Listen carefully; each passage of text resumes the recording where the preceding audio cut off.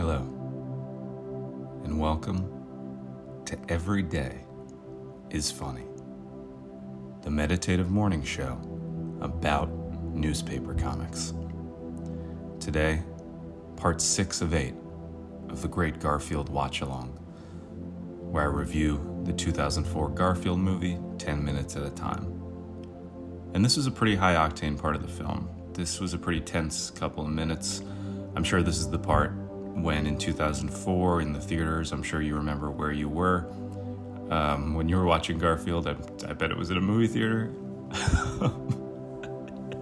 But I'm saying I bet you remember, oh my lord, I bet you remember sitting there watching Garfield in 2004 in the theaters on opening day, perhaps midnight, and this was probably the moment where you were just like praying to God that everything was going to be all right for Garf, because he goes through some stuff and it's scary. And, well, let's just get into it. I was on the edge of my seat. So first off, Garfield arrives with the help of his mouse friend to the tower where the villain Happy Chapman is holding Odie hostage. Now, I don't know if I really like this whole mouse side plot.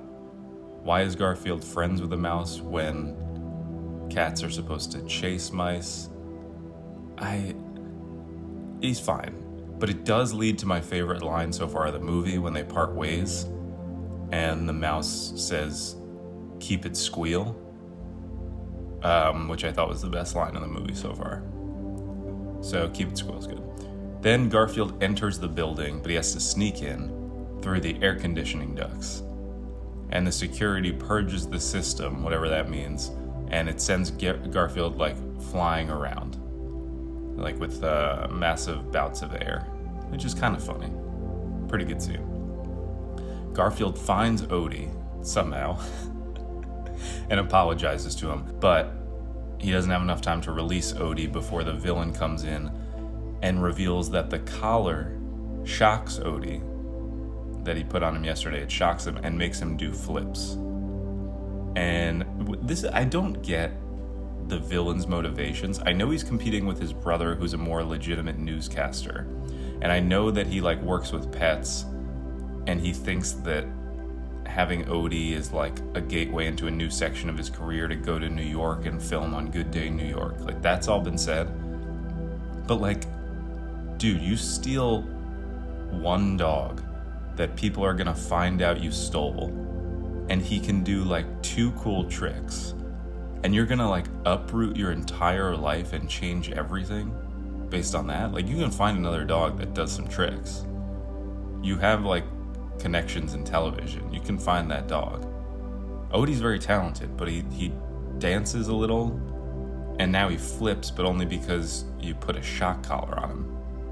I don't think this is worth an entire move and uprooting to New York, when you could go do a segment for Good Day New York once. You could just travel there and not completely move your life. I don't know. Maybe this was just something he's been wanting to do for a while, and this was the final straw.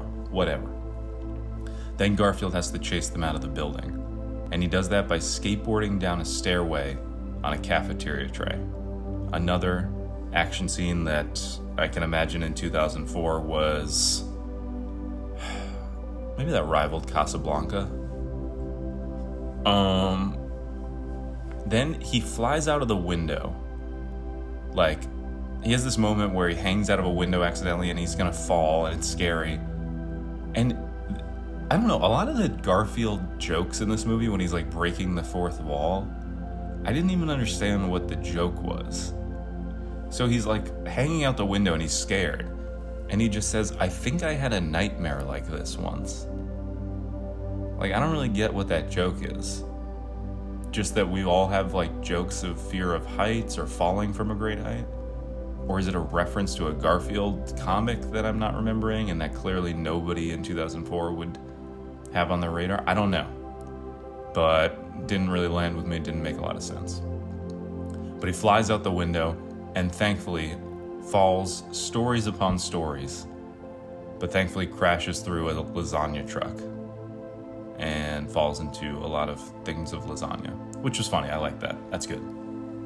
Then he gets caught by an animal control guy with a net, which Another strange instance, like earlier in the film when there was a milkman, now there's an animal control guy with a net. Like, Garfield wants to, like, toe the line of being both modern and hearkening back to an age of jobs that does not exist anymore. But I get it. It started a long time ago. I guess it tracks. Anyway, he gets locked up in a pound.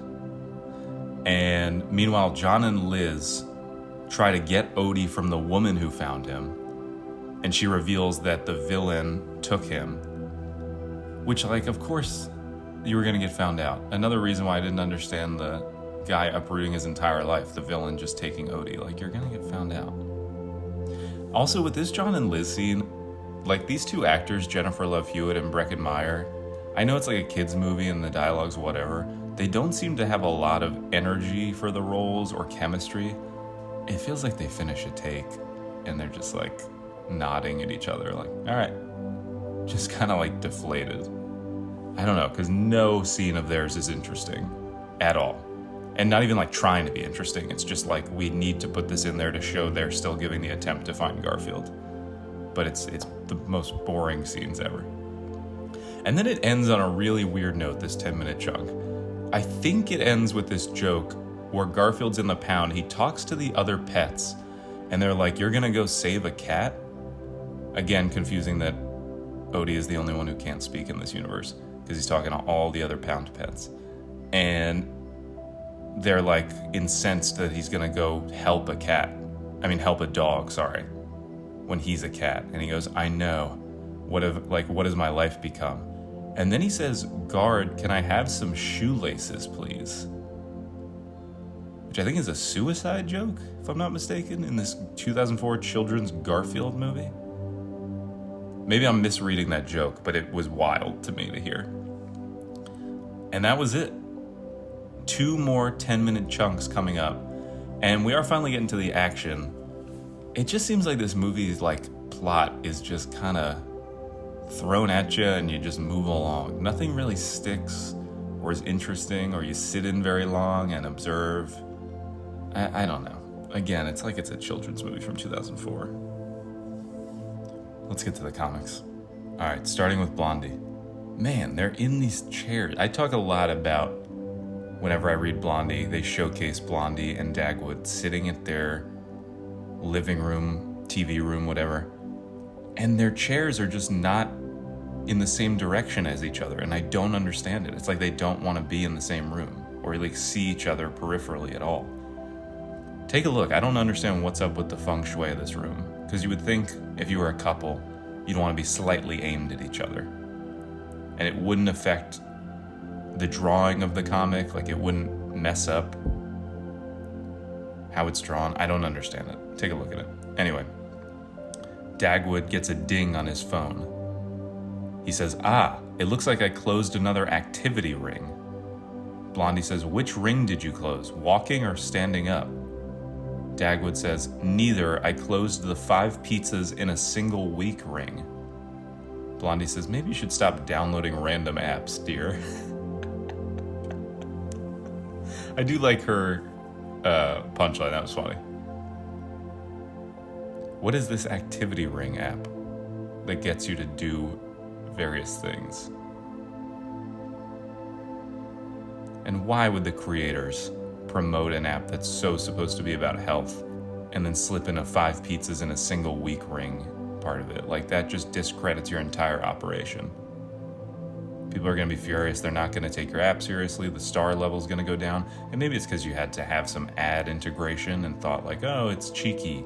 We'll team up with Domino's. We'll do a joke 5 pizzas in a single week ring. But no, you got to cater your app ads to your audience. You can't have an exercise app and then throw in one of the exercises being pizza eating. And for such a high, not eat 1 pizza in a week or 2 pizzas in a week, 5 pizzas in a single week.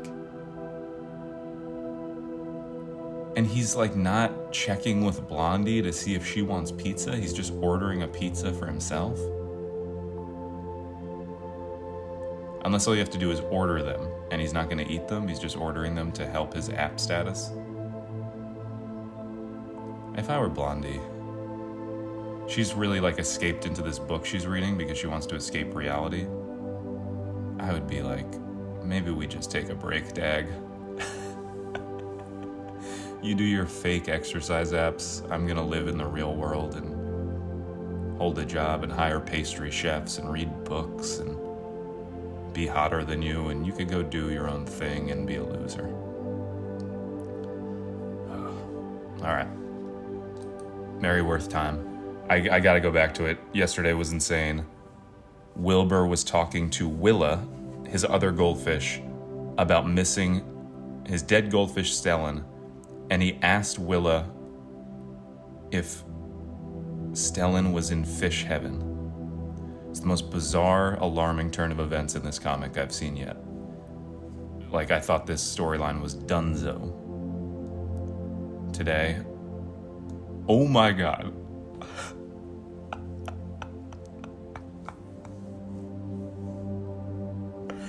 Y'all, I can't even say what I'm looking at.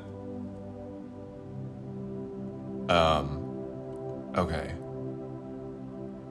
This is like, all right, I should just say it. I should just say what I'm looking at. So, Stellan, no, sorry, I'm like confuzzled. Wilbur is sleeping, and we hear some classic zzz, you know, the Z's for sleep. And then he says, Stellan. And then we see into his dreams, and we see a fish, which is supposed to be Stellan, but looks like Wilbur, and is wearing glasses and has like the same balding hair. And the fish says ZZZZ. This is something. This is alarming. And I don't really understand it. Because Stellan doesn't look like Wilbur. He's like combining Stellan and himself? I mean, it's a very funny image with the glasses and the balding hair on a fish. I mean, it's the most like silly we've seen from this comic, because typically this is a pretty serious comic. And despite how insane it is, I know it's at least supposed to be a little comedic, but it's like frightening looking. And it makes no sense.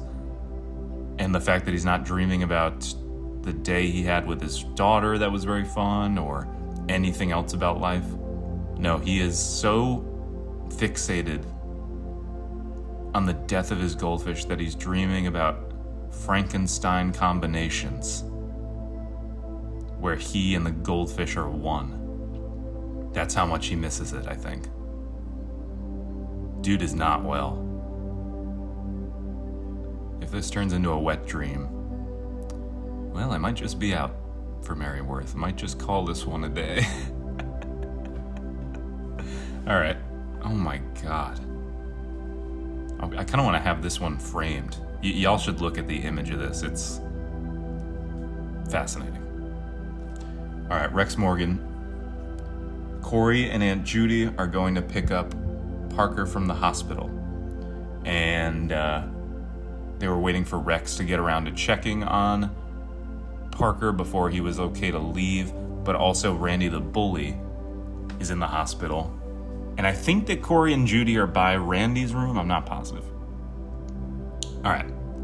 Today, headline. Corey catches a glimpse inside the hospital room as the nurse exits. Corey thinks, oh man, that's Randy in there. Yep, that was right.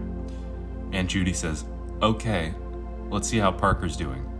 Corey says, would you excuse me a minute, Judy? I gotta visit the restroom. Judy says, sure, you know where Parker's room is. See you there. Wow. Okay, we're getting movement here. This is what's gonna happen. Corey is gonna fake go to the bathroom. He's gonna go talk to Randy. And they're gonna have this big heart-to-heart about the punch, about Randy's dad, about everything, and about trauma and abuse and the cycle of violence. Or Corey's really just gonna go to the bathroom and was just acknowledging that Randy's in there, and that's gonna be the end of that. Wow. Man. All right, we can't prolong this anymore. They're like, there's no way they can keep ignoring or elongating this. Tomorrow has to be Corey talking to Randy, which is exciting. So why are you peeking into random hospital rooms? You weren't even near the door, Corey.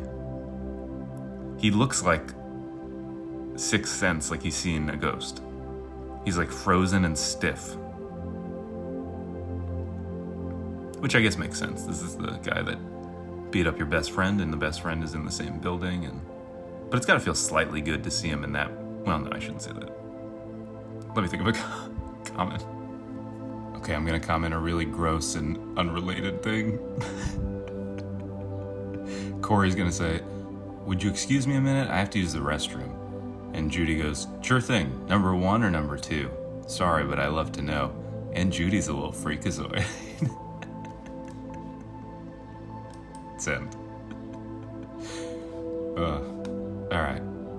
Time to wind down for this Friday, July 26th. I hope you have a wonderful rest of your day. And remember, every day is funny.